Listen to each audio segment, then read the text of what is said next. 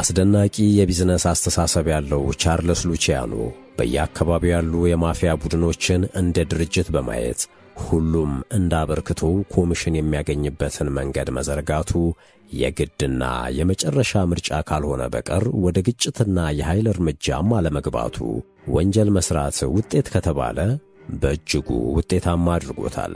ዘርፎ ማግኘትም ትርፍ ከሆነ የሱም የባልደረቦቹም ካዝና ተዝቆ በማያልቅ ገንዘብ የተሞላ ነበር። የሚደንቀው ደግሞ ይህንን ሁሉ ወንጀል ፈጽሞ ከፍተኛ ዘረፋንም እያቀነባበረ የሚኖረው ግን ቅንጡ ሆቴሎች ውስጥ ነበር። ብዙ ፖለቲከኞችና ዳኞች የእሱ ደሞዝ ተከፋይ ነበሩ።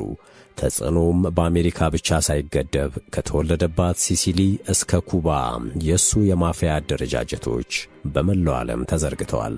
ከታላላቅ ፕሮጀክቶች እስከ ምርጫዎች ሉቺያኖ ሁሉንም የሚዘውር ስውሩ የኒውዮርክ መሪ ለመሆንም በቃ። ቶማስ ዶዌን ጨምሮ በርካታ የአሜሪካ መርማሪ ፖሊሶች ሉቺያ ላይ ምርመራ ከፍተው በሕግ ፊት ሊያቀርቡት ቢሞክሩም እሱ ምንም አሻራ ስለማይተው የሚሠራውን ቢያውቁም በፍትሕ አደባባይ ለማቆም ግን ማስረጃውን ሊያገኙበት አልቻሉም።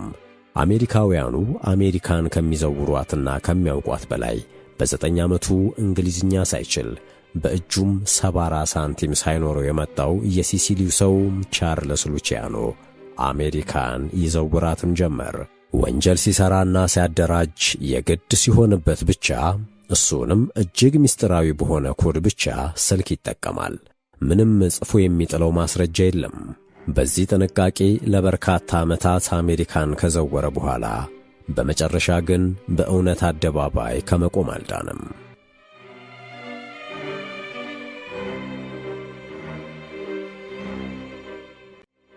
ሙሉ ታሪኩን በመሿለኪያ ቲዩብ ያገኙታል።